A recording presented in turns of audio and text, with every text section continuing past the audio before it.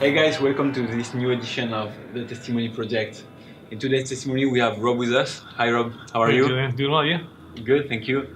Where are you from, Rob? I am from Texas, a little town called Denison, Texas. Mm-hmm. I grew up in Texas. I didn't leave Texas until I was 22 years old. Mm-hmm. Um, So you mean you left Texas to go outside of Texas for studying? yeah, the first time I got on an airplane was to go to China. Oh. In my life, yeah, I was 22 years old, foreign exchange program. Yeah. Okay, so you've been in China now for how long? Been in China in country for around 16 years now. Wow, 16 years. A long time. Yeah. So it was a crazy ride from small town Texas to here in Xiamen, China. Yeah. What are you doing now in China? I run a sourcing company and an instrument company. Okay. Yeah, two different companies. Yeah. So for 16 years, I guess that's a long time. You feel some disconnection with the USA? Yeah, it's kind of weird. I'm a third culture person now. I mean, like when I go home, I feel like a foreigner, and when I come here, I feel like a foreigner. It's just a matter. It's what happens. Yeah, exactly. Yeah. But first and foremost, I'm a Christian. Mm. So in a way, you could say no matter where I am, I'm at home. Exactly. Yeah. And back to when you were a child, how was it growing up in Texas? Yeah, I grew up in 70s, 80s, early 90s. Christian family. My mom was kind of like the church lady from the Saturday Night Live skit, and my dad was just kind of a really good old boy. He was a barber, but he loved the outdoors, and he raised me up with that passion as well.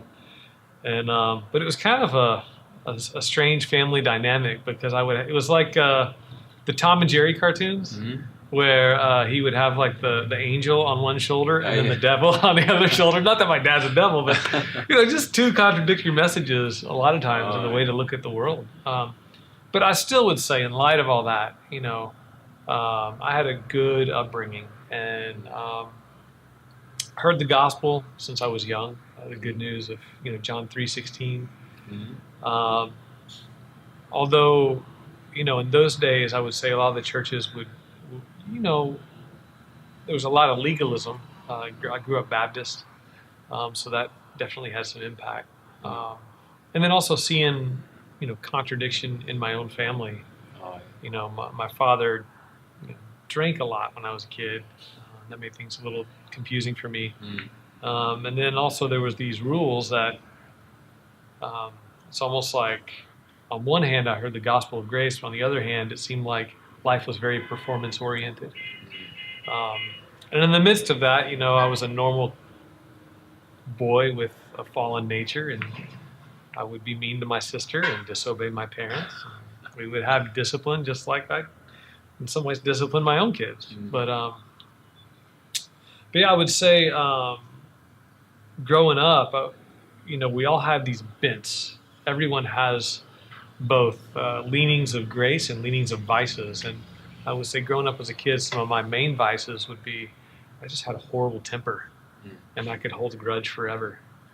And even though I did have a lot of friends, there was that feeling of being unsatisfied and not really being known fully by someone. Yeah, I would say that would kind of summarize my early upbringing. Mm-hmm. And that was like grade, up until 6th, 7th grade. And then I moved from a small country town, Texas, to Austin, Texas, and then bigger city. But also we moved to the east side. So then I was an ethnic minority with a country accent, and that didn't help. So, which you don't have now. I don't. I lost that. I lost my accent studying philosophy. Oh, okay. My undergrad was philosophy, and when you talk about Plato like this, nobody takes you seriously. But that's so fun to hear. Yeah. So, so then we moved to.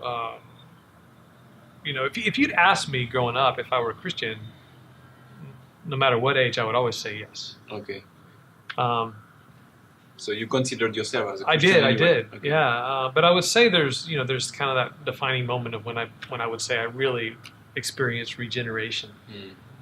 So as I was saying, I moved to Austin, Texas, and it was a rough time for me, especially 6th, 7th grade, because I was a minority with a country accent, and the only way to be cool was to be tough.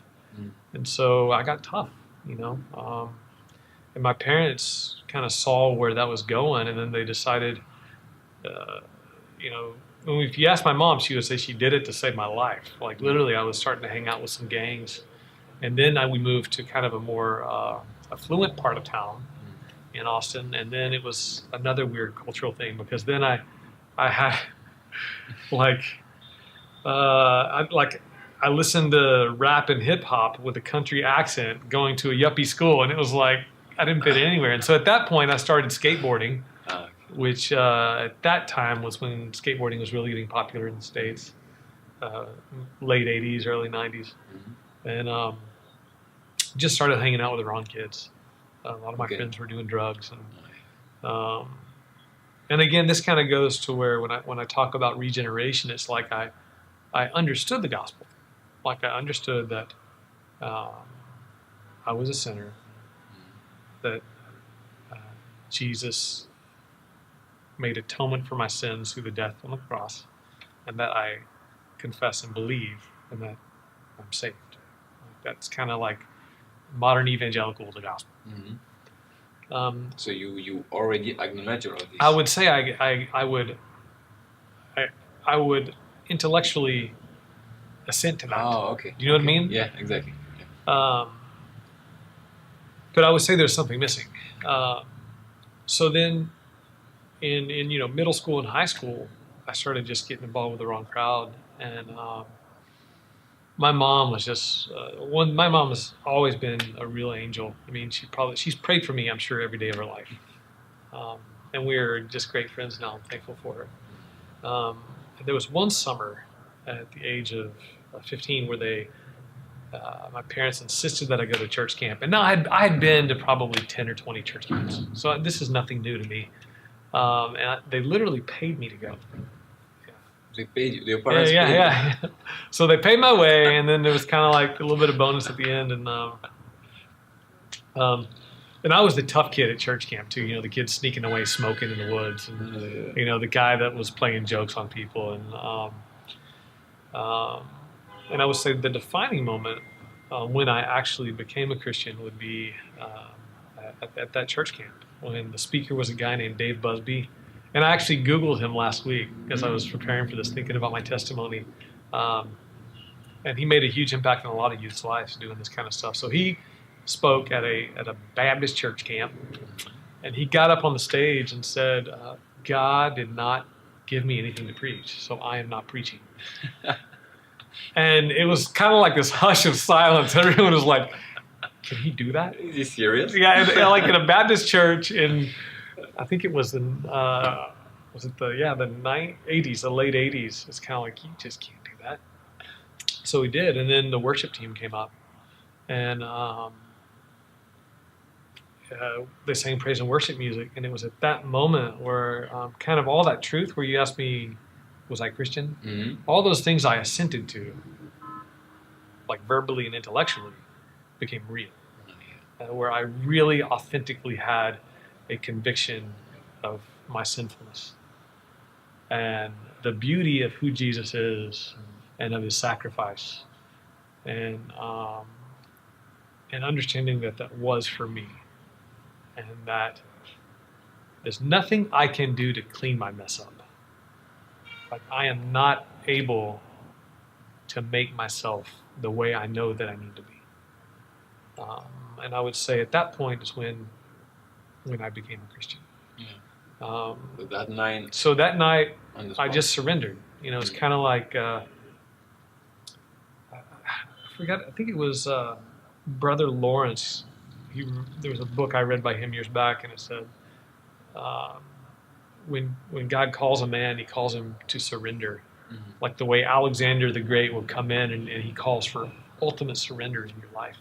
And the funny thing is that by surrendering, we actually experience real life the way we're meant to live.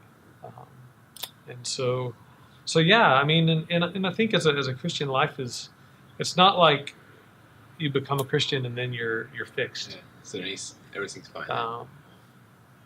But the way I would describe it is it's kind of like a work of grace is done in my heart that's beyond me.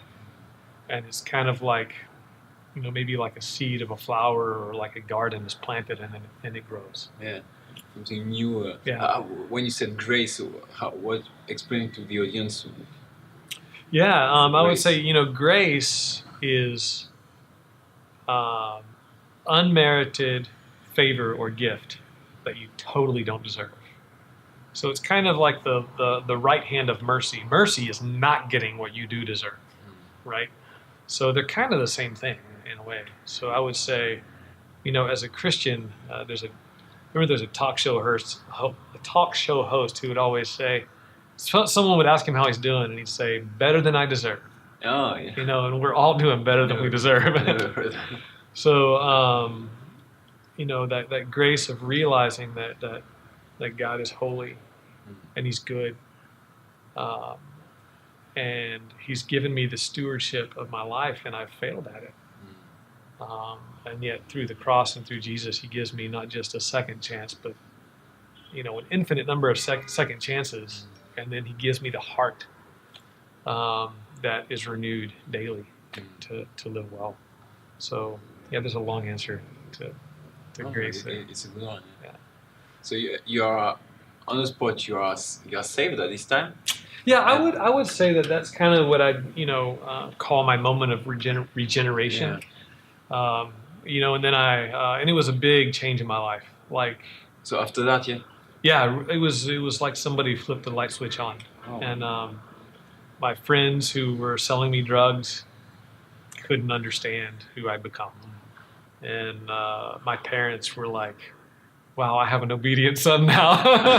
And of course, it's not, it's always degrees, right? Yeah. But it was a marked difference in my life, and if they can see it, then yeah, it's like that kind of thing is not done by willpower, So yeah, my sister and I got along better, and my parents and even my dad understood like some of the things he would. My dad, I would say, tried to vicariously live out his youth through me again, and he realized that those types of behaviors, whether it's booze or some of the other behaviors that young men get engaged in, that I was a changed person. And again, it didn't mean that my life was perfect, but the trajectory of my life dramatically changed. So then, I went through high school, and I would literally, I frequently shared my faith. I was involved in some of the Christian groups on campus, and instead of engaging in destructive habits of whether it's destroying other people's property or destroying my own body through smoking or doing drugs, I was now wanting to add value to my life and to others' lives. So I did things I remember I joined the gymnastics team I think I was a junior in high school. Yeah, junior in high school. So I was 17 years old doing a tumbling class with five-year-olds. Oh wow! But just because I was like, hey man, I want to do something to, to enjoy life and to. So I did that. Entered in the varsity team. So yeah, so I was doing gymnastics because I wanted to do gymnastics, and it's kind of life became something that was enjoyable. I picked up guitar. So that's where I started playing guitar. As later on in high school. My friends, in general, we had good, clean fun, and I would say life became more worshipful. And I think there was kind of, as I later found even more of, the breakdown between the secular and the sacred. I think a lot of times in evangelicalism or fundamentalism, whatever you want to call it, there's kind of this dichotomy between secular and sacred. But as I've grown as a Christian, I've kind of learned that, it's all part of God's kingdom. It's all part of the life that God wants us to live. And so there is Jesus doesn't want me to have any area of my life that he's not involved with.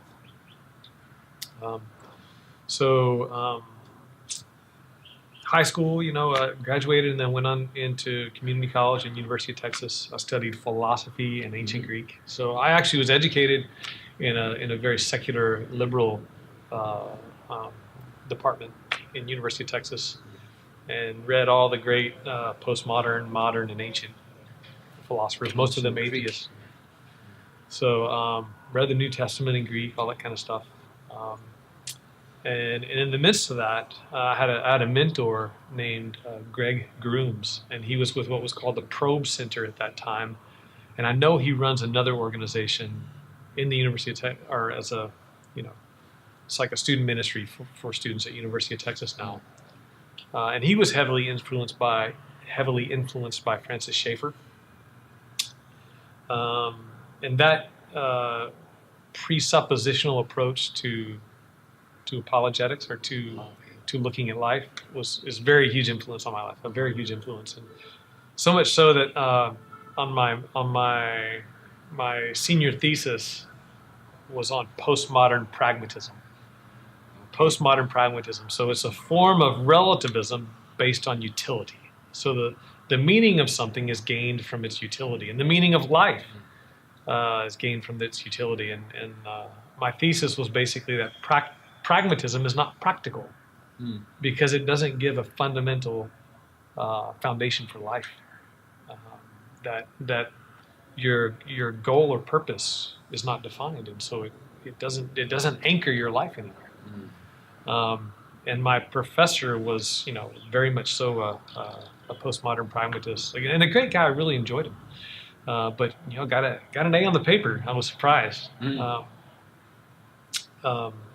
So yeah, during that time, I think in my college years, I also had a breakup with my fiance at that time, which was huge in my life. And God used that again. It's like all these traumatic events in our lives, God really uses to kind of get us out of our comfort zone and to show us that He's God and we're not, and that the things that we hold tightly to,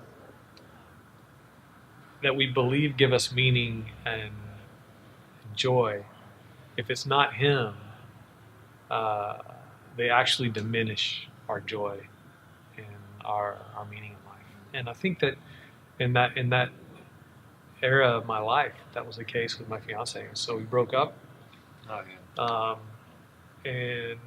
And again, God really did a renewal in my heart to see how good He was and how it was a grace to have my life change. And that actually was a turning point in what brought me to China. So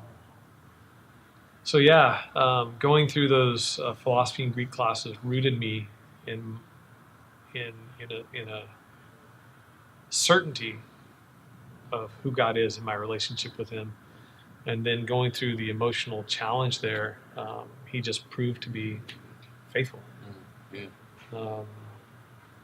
And then I came to China and an exchange student over here, and I was praying about going back and going into ministry. Full-time ministry. And it was either that or business. And I had a mentor at that time, and I was getting some consulting from probably 2 or 3 mentors actually. And it was really a draw. I didn't know what to do, so I flipped the coin. And I literally flipped the coin. And the apostles, they drew lots for the replacement of Judas, and in the Old Testament you have the Urim and the Thummim. So the idea that God is active in His creation and uses what we call chance. So the lot was cast for me to go into business. So that's where I met my wife in Hong Kong. But I would say kind of the overarching theme of my testimony here is being a Christian is not an intellectual assertion of facts. It's not, I say the four spiritual laws or the Roman road, or I say these truths about the way the world is, and then I'm a Christian. Being a Christian is realizing who God is and who He is in Jesus. God awakening my heart to the beauty of that. I confess that Jesus is Lord because of the regeneration that He does in my heart that I'm not capable of doing.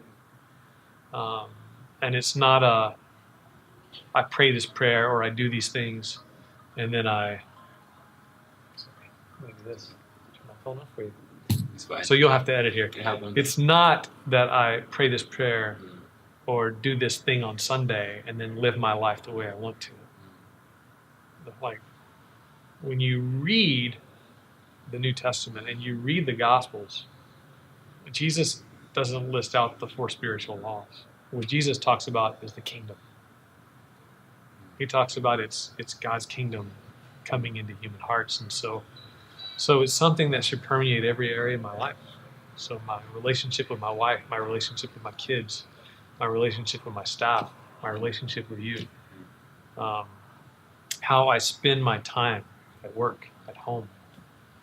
And so real Christianity is a living relationship with a living God in a community that's transformative. And again, it's all by grace. You know? Exactly. Trusting Him. Yeah. And it's also, there's this passage in Corinthians that says, and we all with unveiled face, beholding as in a mirror the glory, I believe it's the glory of God, are being transformed into that same image from glory to glory. So that the idea is there is no Christian who's got it all under control. We are all in process, and it's all grace. And it's kind of great because, no one, I don't know about you, but anytime you meet someone who has it all together, in a way it's kind of unattractive. Because it's like, there's no one in this life that's perfect. Yeah. But it's more of, we grow from glory to glory. And by God's grace, He is faithful to help me, whether by my own will or by external circumstances, remove sin in my life or help me to be a blessing or faithful or grow in my stewardships. So, that would be kind of a summary of my testimony, I guess. If you had a verse you would like to share with the audience, which one would it be? I would say 3 verses. All right. Ephesians 2:8 through 10. Most people quote 2:8 through 9, where it says, "For by grace you've been saved through faith, and that not of yourselves. It's the gift of God, not as a result of works, that no man should boast." And 10 is this: "For we are His workmanship, created in Christ Jesus for good works, which God prepared beforehand that we should walk in them." And so in closing, I would just leave you with this. God created you for a purpose. And He's given you gifts and stewardships and domains that you are to grow and be a blessing. And you're not designed to do that on your own. You're designed to do that with supernatural power that you don't have on your own and that I don't have on my own. And so if you're in life right now and you feel like life's a grind, or you feel like maybe you're looking at different worldviews, whether it's Buddhism or Hinduism or maybe a strict materialism, which in a way is a religion as well. I would encourage you to look at the person of Jesus. Read through the Gospels. See what He says about life and about what it means to grow and to live out this new kingdom that He brings in. and my hope is that you come to the same conclusion that I do. You know, that you were made for this purpose. And when you're walking with God in that way, life becomes a joy and a pleasure and a challenge that's fun. It doesn't mean it's always easy, of course, but I would just leave you with those words, that you are His workmanship, created for great works, and I hope you realize and experience that.